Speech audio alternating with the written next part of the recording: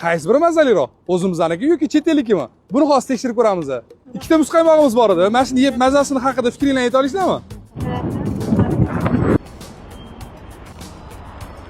Mana bunisi ko'proq yoq. Menga o'zimniki hali birinchi ishlagani Asasi birinchi ishlagani kelyapti.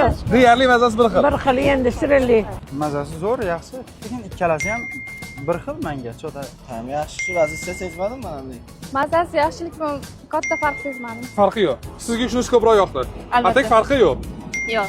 Salomat bo'ling. Ikkalovi ham zo'r. Bu ikki xil o'zi. Ha.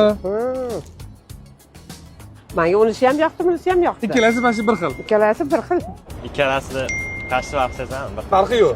Sizchi? Mana ochganligini qo'shaman. Menga ko'proq unisi yoqdi. Lekin ikkalasi ham bir xil. Yo'q, bunisi. Bunisi ko'proq yoqdi.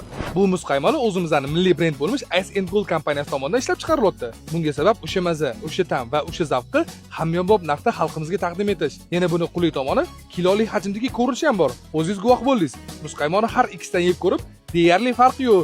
Bir-biriga juda yaqin ta'm deb fikr berishdi. Siz bu muzqaymoqdan yeb ko'rganmisiz?